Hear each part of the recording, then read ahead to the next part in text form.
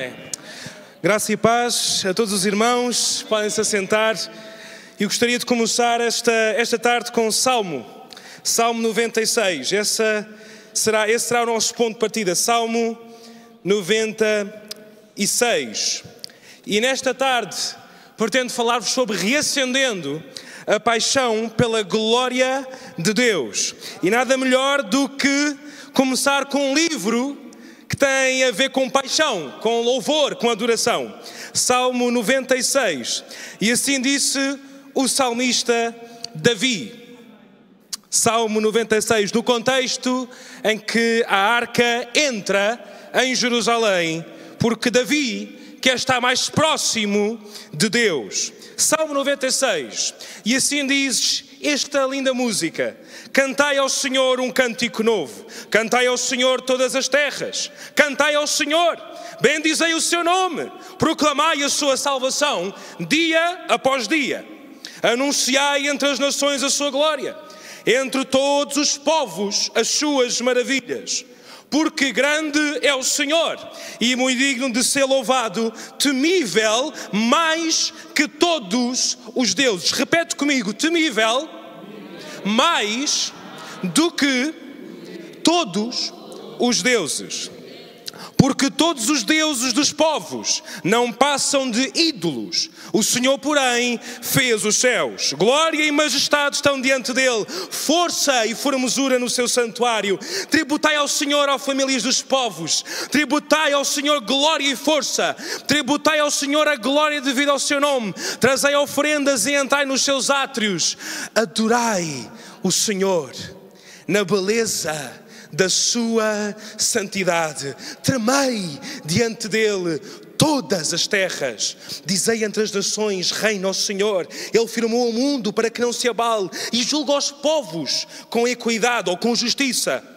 Alegrem-se os céus e a terra exulte, ruja o mar e a sua plenitude, folgue o campo, ou descanse o campo e tudo o que nele há, regozijem-se todas as árvores do bosque na presença do Senhor. Porquê? Porque vem julgar a terra, julgará o mundo com justiça e os povos consoante a sua fidelidade. Esta tarde, meus irmãos, tenciono falar-vos sobre exatamente isto: reacendendo uma paixão pela sua glória. Paixão que Davi claramente mostra neste salmo. E nos dias de hoje, nos dias que se decorrem, nós temos vivenciado tempos de crise. Tempos de crise na Igreja de Cristo do século XXI, com relação ao primeiro amor. Falámos há 2 semanas atrás sobre isto, salvo erro, sobre regressar ao primeiro amor. E Deus, Ele fez-me pensar sobre algumas barreiras. Barreiras estas que eu pesquisei, mas que Deus realmente falou enquanto a minha pesquisa avançava. E nos dias de hoje, meu irmão, minha irmã, e todos aqueles que me veem a partir de casa, existem nos dias de hoje barreiras. Barreiras para o primeiro amor. Barreiras que nos levam a nós como igreja a não amar Jesus como podíamos amar. E a primeira é: perdeu-se o prazer em Deus. Trocou-se o deleite em Deus por rotinas religiosas, em que Cristo já não é mais a satisfação suprema, mas um acessório espiritual. Vem a Cristo e receberás as bênçãos, vem a Cristo e a tua vida será melhor. E onde Cristo deixa de ser o tesouro, o amor esfria. Mas também substituiu-se o Evangelho pelo moralismo, ou pela autoajuda cristã. Trocou-se o Evangelho da graça por um moralismo que diz: tens que ser bom, porque se for bom, Deus te aceitará. Ou até mesmo pelo relativismo: se eu me sinto bem, Deus ama-me. E é aí que Cristo deixa de ser o centro, a cruz é minimizada, a graça deixa totalmente de maravilhar, o Evangelho torna-se informação em vez de adoração. E o resultado disso, meu irmão, minha irmã, é que o primeiro amor esfria.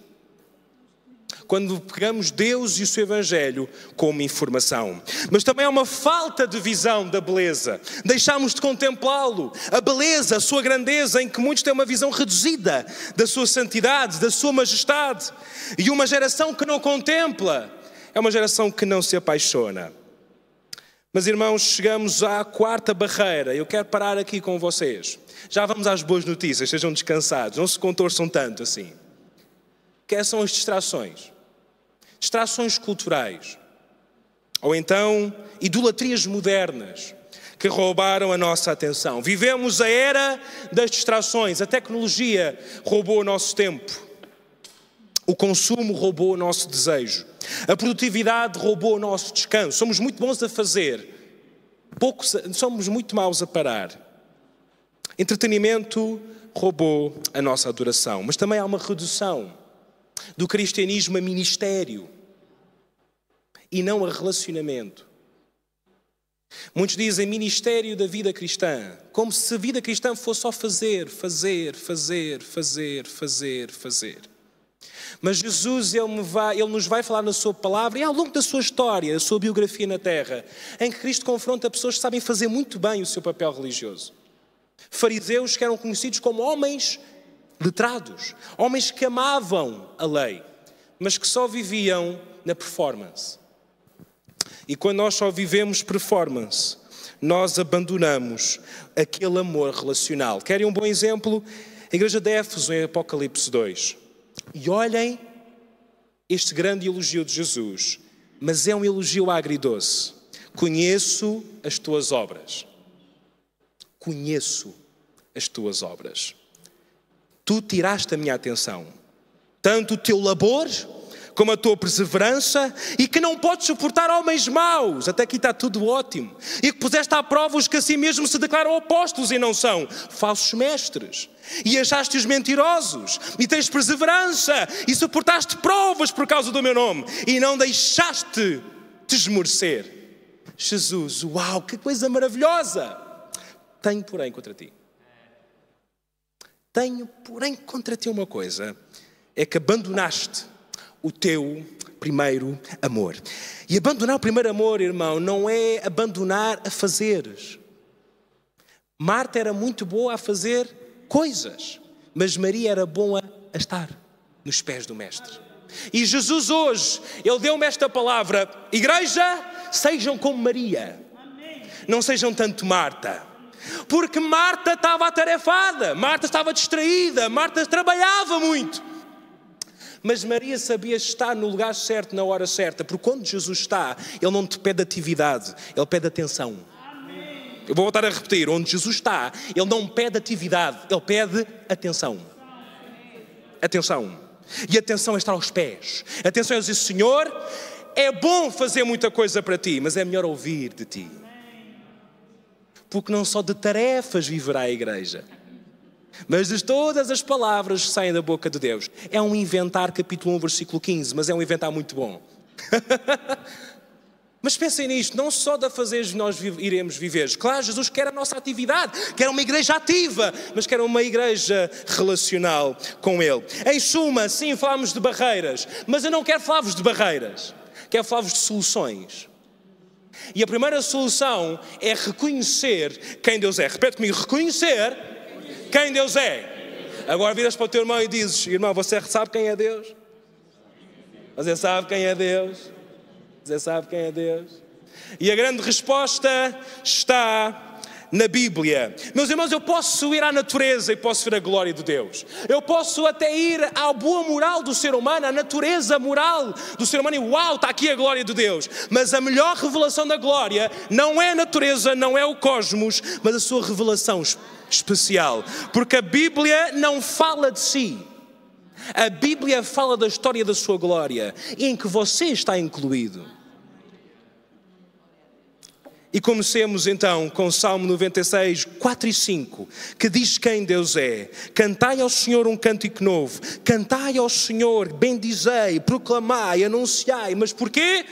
Porque grande é o Senhor, temível mais que todos os deuses. E quer saber qual é o maior exemplo disto? Está em Êxodo. Êxodo, Deus pega um homem letrado. Deus pega um homem que, se ele quisesse, dizia: Moisés, performance tu tens muito, mas está na hora de esvaziar a tua performance e está na hora de eu encher a tua vida com a minha glória. Agora tu vais ao meu povo e vais libertar o meu povo. Mas não vais libertar o meu povo com discursos. Não vais libertar o meu povo com a tua sabedoria egípcia. Mas vais libertar o meu povo de uma maneira especial e gloriosa. Só que aquilo que Deus vai fazer em Êxodo com o povo do Egito não está preso ao povo do Egito, porque Deus vai falar com Moisés: e eu mostrarei a minha glória a todas as nações. O que Deus vai fazer no Egito não fica no Egito. O que Deus faz na tua vida nunca ficará na tua vida. Tem que ser algo que todos que estão perto notem. E Deus exatamente queria isso, queria chamar a atenção dos povos. E o salmista percebe um bocadinho isso, e ele vai pensar certamente no Êxodo. Ele vai dizer: tu és grande, maior que todos os deuses, porque eles não passam de ídolos. E ídolos no hebraico significa nada, vazio. Ou seja, a Bíblia está a dizer que nada nem ninguém pode subir à posição de Deus. E se tentar fazê-lo é fútil, é um nada na vida. E Deus em Êxodo prova que não há nada que seja superior a Ele. Que Ele é maior que qualquer circunstância, que qualquer ídolo, que qualquer Deus. E não seria o Egito idólatra nem o seu faraó que iria impedir a sua glória de ser manifesta. Então em Êxodo é-nos apresentado um conflito entre duas forças. Entre o Egito idólatra, um faraó adorado como um Deus supremo, e o Deus verdadeiro. E este conflito torna-se evidente em Êxodo 5:1, que diz: Deus disse a faraó, aquele que era considerado o maior Deus do Egito: deixa ir o meu povo para que me celebre uma festa no deserto. Toma atenção numa coisa: não há adoração onde há idolatria. Não há adoração onde nós compartilhamos glórias. Eu não posso adorar a Deus exclusivamente e adorando outras coisas. Eu não posso viver uma vida exclusiva diante de Deus se eu não a vivo efetivamente de forma exclusiva. Então Deus sabe disso. E Ele diz: faraó, deixa ir o meu povo. O meu povo não pode estar neste povo idólatra. Ele foi feito para mim e para mim exclusivamente. Deixa ir. Mas sabe qual é que foi a resposta de faraó? Uma resposta que realmente, meu irmão e minha irmã, me confunde. Porque faraó é um danado. É um latoso. Ele vai dizer ao faraó: mas que Deus é esse? Para que eu ouça a sua voz? Que lata. Que Deus é esse, digno que eu ouça? Jamais deixarei ir esse povo. Quem é o Senhor? Não conheço esse teu Deus. Meu irmão, ainda. E quando, meu irmão, eu vou lhe dizer uma coisa. Quando a gente diz: eu não conheço Deus, a probabilidade de Ele se revelar é de 110%. Porque há uma coisa que a Bíblia diz: Deus não se deixa escarnecer. Sabe o que é que significa? Não é fazer piadas, não é tanto fazer piadas cristãs. Significa: Deus não deixa de ser inferiorizado. Deus não deixa que um homem pense que é Deus acima dele. E agora é que a coisa fica bonita demais. Porque agora Moisés sai do palácio meio desmoralizado, mais ou menos. Porque afinal os feiticeiros conseguiram colocar uma vara a fazer-se cobra. E Deus diz: Moisés, take it easy, porque eu ainda não fiz o que eu quero fazer. Tu vais voltar para o pé de faraó e agora você vai abrir comigo.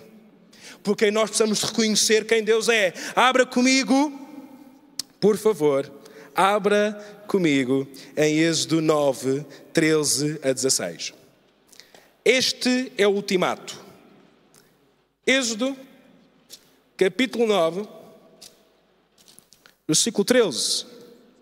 Disse o Senhor a Moisés: levanta-te pela manhã cedo, apresenta-te a Faraó e diz-lhe: assim diz o Senhor, o Deus dos Hebreus: deixa ir o meu povo para que me sirva, pois esta vez enviarei todas as minhas pragas sobre o teu coração e sobre os teus oficiais e sobre o teu povo, para que saibais que não há quem me seja semelhante em toda a terra. Não há.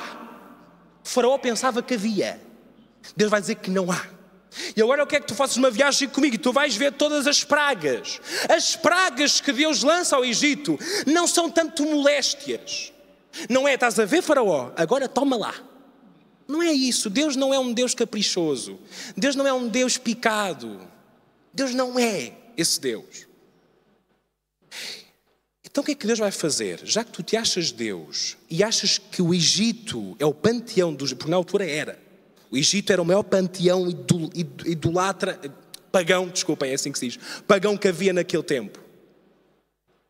E Deus vai lançar pragas que vão tocar intimamente em cada divindade egípcia, provando que Ele é maior do que qualquer sistema religioso.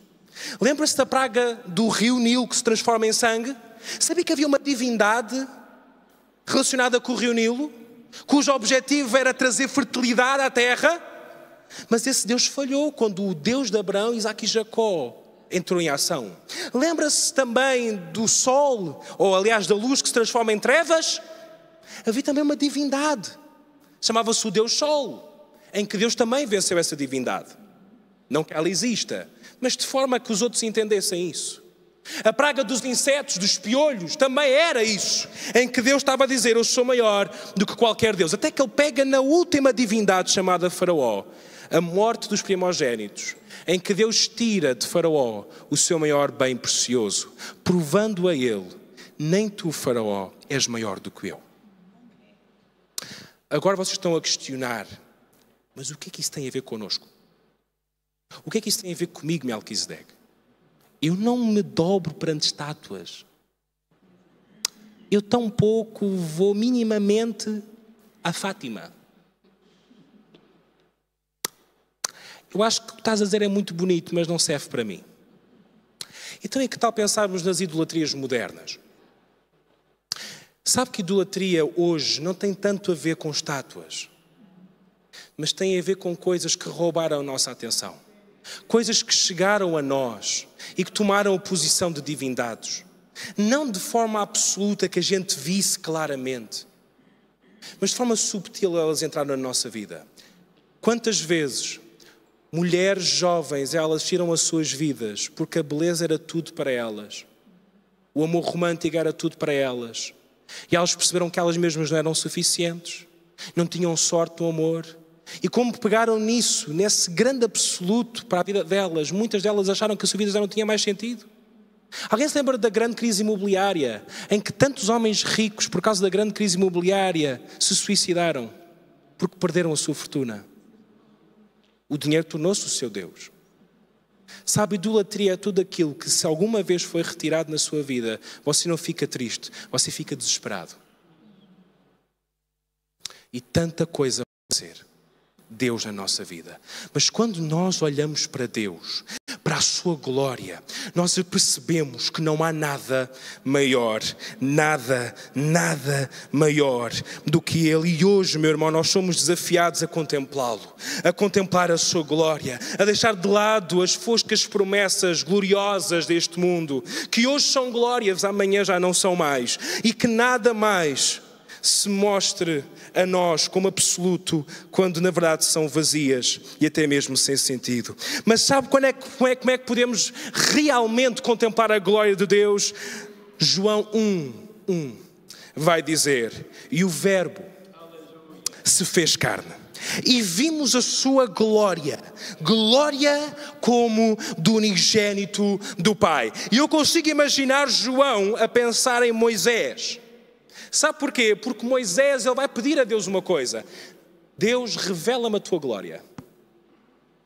Mas sabe o que é que Deus disse? Moisés, tu não podes ver a minha glória como tu queres ver. Só podes ver um bocadinho da glória. Porque se eu te mostrar toda, tu não ficas vivo. Porque não há ninguém que consiga subsistir diante da glória pesada, densa de Deus.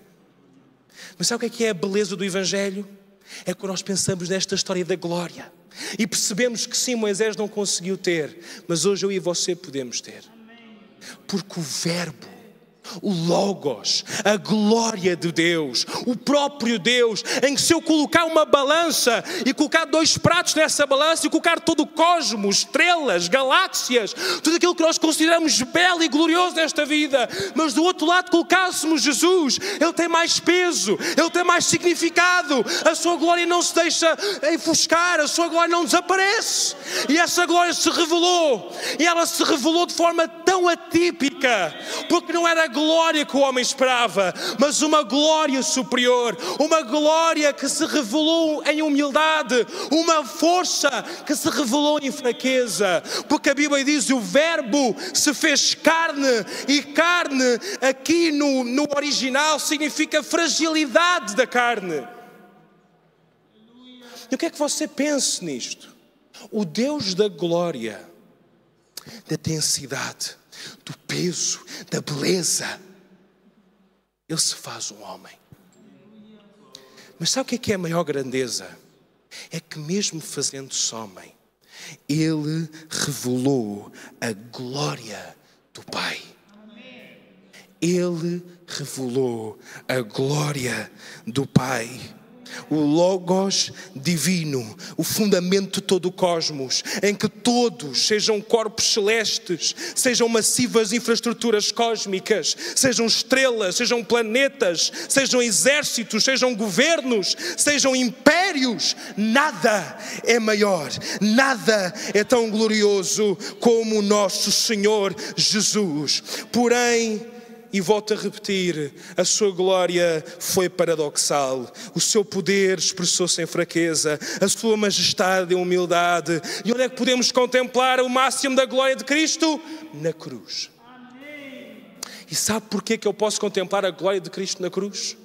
Porque foi na cruz que Ele esmagou o maior império terreno que havia, o império do maligno, o império do pecado, o império da condenação, o império da escravidão. E quando Ele morre naquela cruz, Ele está a revelar um Deus que esmaga a cabeça da serpente. Eu posso ouvir um glória a Deus?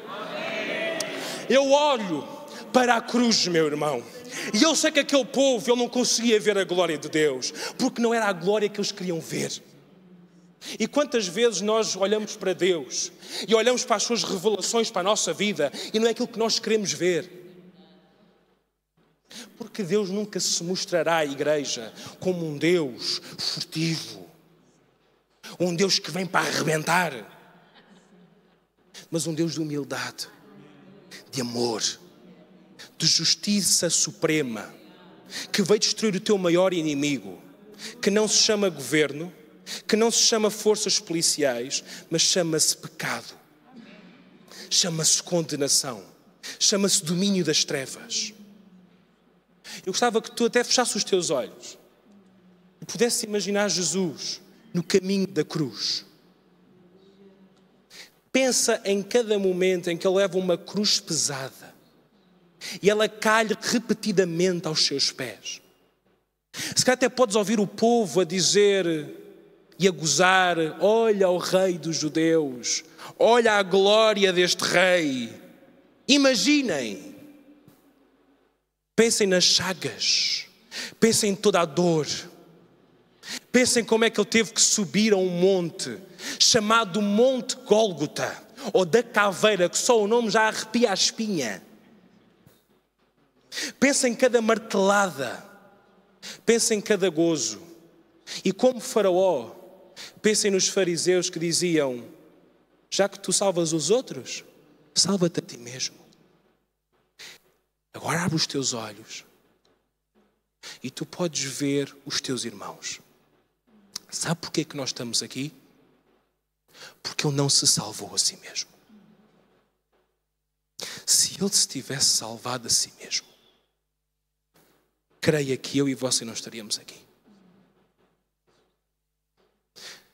Deus podia ter vontade de aniquilar aquelas pessoas. O próprio Jesus disse: se eu quisesse, os meus anjos viriam, lutariam por mim e eu sairia daqui ileso.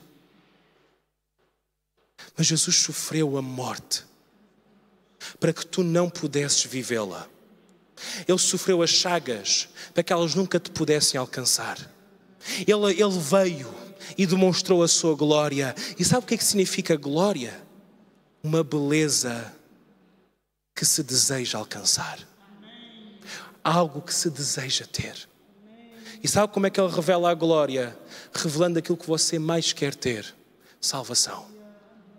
E sabe porque é que a glória foi mais revelada na cruz? Porque ali foi aquilo tudo que você esperava ter. Um substituto. Porque no tribunal de Deus, Deus não estava a olhar para Jesus, Deus estava a olhar para mim. E o réu era eu. Mas a glória aparece quando na porta do tribunal abre-se e aparece o substituto. E o substituto diz: já não és tu que vais morrer, mas eu. Pelas suas pisaduras fomos sarados. A sua glória foi tão grande que as trevas não conseguirão ir contra ela. E ele ressuscita ao terceiro dia. E aí sim podemos ver a outra face da glória, que é a glória que vence a morte. Falamos agora sobre contemplação. Contemplar Cristo, contemplar a sua glória, contemplar a sua manifestação. Mas sabe porquê que estamos a falar sobre contemplação? Porque contemplação gera paixão. Repete-me, contemplação gera paixão. E é agora aqui que a gente vai fazer festa. Porque até agora vocês estão todos melancólicos. Falámos de morte, só falámos de glória que se manifesta na humildade. Mas agora, meu irmão, eu peço a sua atenção. Ainda na terra, voltamos um bocadinho atrás na história, há uma coisa que para mim mexe comigo. Uma mulher samaritana, alguém se lembra dessa mulher? Uma mulher envergonhada, uma mulher que tinha tanta vergonha dela mesma, que tinha que sair à hora de maior calor para tirar água para não ser vista pelas outras mulheres. Já viu o que é meio-dia no Médio Oriente? Meu pai, aquilo é escaldar o pelo. Já viu qual era o tamanho da vergonha daquela mulher para ter que sair àquele horário para buscar água por causa da sua vida impura? Mas, meu irmão, ela encontrou um homem. Ela encontrou o Nazareno. E quando ela encontra o homem, o Nazareno, o judeu, que só aí, meu irmão, só aí Jesus quebrou a maior barreira daquela altura. Que era duas barreiras. Um judeu a falar com um samaritano e um homem a falar com uma mulher. E quando ela tem encontro com aquele homem lhe fala que sim, se tirares desta água, tu podes a beber, mas tens que voltar aqui. Mas Jesus pega nessa água, na analogia da água, e ele vai remeter para uma profecia lá atrás em Jeremias, sobre o seu povo que largou a fonte de água viva por cisternas rotas. Aquela mulher tinha trocado a fonte de água viva por cisternas rotas. Aquela mulher tinha trocado a glória de Deus por uma vida pecaminosa. Mas aquele Jesus que se encontra com ela não é um Jesus de condenação, é o Jesus da glória. É o Jesus da beleza. É o Jesus que vem trazer salvação. E ele vai dizer algo do género: mulher, tu se vieres aqui vais ter que voltar a vir aqui, mas a água que eu te der, ela vai jorrar para toda a eternidade. E é uma água viva. É uma água que não te vai deixar da mesma maneira como tu estás. Porque agora tu tens sede. Mas a tua sede não é só de sede de água, mas é sede de redenção, sede de aceitação, sede de salvação, sede que Deus se possa encontrar contigo novamente e restaurar a tua vida. Aquela mulher diz: mas quem és tu? Já viram? Já repararam que é sempre assim? Sempre que Deus se encontra com alguém é assim: quem és tu? O faraó, quem és tu? Os fariseus, quem és tu? E a mulher, quem és tu? Mas ele não deixa a mulher sem resposta. Eu sou aquele que, se tu beberes da água que eu te der, tu já não voltas cá. Já não voltas cá. E sabe, meu irmão, aquela mulher de alguma maneira, ela viu a glória de Deus. Sabe porquê que ela viu a glória de Deus? Eu não sei o que é que ela viu naquela conversa. Porque falou-se de adoração. Que já não adorareis nem em Jerusalém, nem mais aqui em Samaria. Mas os verdadeiros adoradores adorarão em espírito e em verdade. Ela fala, Jesus também vai falar sobre a sua condição. Que sim, é verdade, tu não tens marido, já tiveste 5. E o que agora estás nem marido teu é. Mas de alguma maneira aquela mulher viu a glória de Deus. Aquela mulher teve resposta para a sua vida. E sabe como é que eu sei isso? Porque quando os discípulos voltam, meu irmão, foi tão bom aquela visitação que ela até se esquece que tinha sede. Porque ela deixa os cântaros. E sabe o que é a coisa que ela vai fazer? Ela vai correr, repete comigo, correr.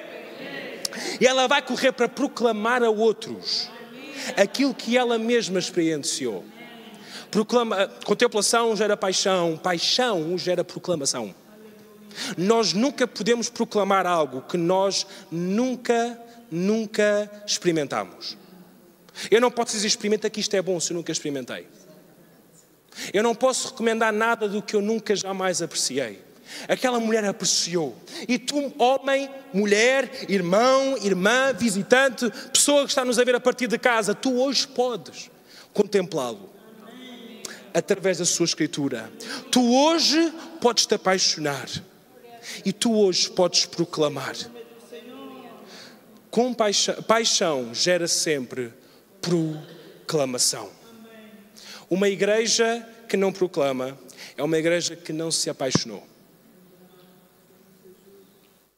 Vou voltar a repetir isto. Uma igreja que não proclama é uma igreja que nunca, jamais se apaixonou. E estou mesmo muito breve a terminar, meu irmão. Sabe, meu irmão, uma vida religiosa é uma vida seca. Uma vida baseada na revelação da glória é uma vida inspirada. Alguém se lembra da parábola do tesouro? Em que Cristo fala que o reino de Deus é semelhante a um tesouro, em que um homem encontrou. O que é que ele faz? Ele volta, vende tudo o que tem e compra aquele terreno. Sabe o que é que isso significa para nós hoje? Jesus é o tesouro. E quando eu encontro Jesus, meu irmão, não há nada mais que eu possa fazer senão abandonar tudo e segui-lo. Porque quando eu contemplo a glória, quando eu contemplo o tesouro, eu não quero nada mais neste mundo que se chame tesouro. Pode vir o dinheiro, pode vir o amor romântico, pode vir aquela oferta de trabalho, pode vir qualquer outra coisa, mas nunca iremos esquecer que o verdadeiro tesouro é Jesus. Lembra-se de Paulo? Paulo é o maior exemplo de alguém que encontrou o tesouro. Quando ele encontra o tesouro, quando ele encontra Jesus, ele deixa para trás todas as suas qualificações. Sabe o que ele vai dizer? Se alguém se pode gloriar, sou eu. Judeu de judeus, nascido na casa de Benjamim, homem letrado, fariseu de fariseus, se zeloso na perseguição, mostrei-me zeloso pela lei. Ou seja, eu sou perfeito se tivesse que olhar para os estatutos de um homem, segundo os olhos de um homem. Mas quando eu encontrei Cristo, considerei tudo esterco. Eu nem vou traduzir para a linguagem 21 o que é que significa esterco. Mas para um homem olhar para si mesmo e para todas as qualificações e dizer tudo comparado com Jesus é esterco, é porque ele encontrou um tesouro maior. Podemos nos pôr de pé. E a grande questão que eu faço à igreja, ou então a cada um que possa estar aqui e que ainda não tomou uma decisão quanto seguir a Cristo, a grande questão é, tu encontraste o tesouro? Reconheces quem Deus é? Alguma vez já pensaste em ter um encontro apaixonante por este Deus? Não é um encontro em que a gente diz Deus vem e vem abençoar. Não é um encontro acessorial, mas um encontro relacional. Eu digo, Cristo, eu quero conhecer a Tua glória. Senhor, eu posso não ter nada, mas não me tires a Tua gloriosa presença. Será que Tu já seguiste o Cordeiro rumo ao Calvário? Já o conheceste? Será que eu e tu já tivemos um encontro transformador com Ele? Não um encontro eventual, mas um encontro transformador com Ele. Cristo não quer ser um acessório nas nossas mãos. Não é, Senhor, eu preciso de cura, vem e cura-me. Se bem que Ele quer que nós estejamos bem, claro que sim, mas Deus não quer que nós só cheguemos ao pé dEle quando nós precisamos de alguma coisa. Mas quando nós dizemos como o salmista, me disseste, buscai a minha face. E eu respondi prontamente, Senhor, a tua face eu buscarei. Senhor, nós queremos contemplar a tua glória. Senhor, nós queremos contemplar a tua glória. Senhor, nós queremos nos apaixonar pela tua glória. Senhor, nós queremos proclamar a tua glória.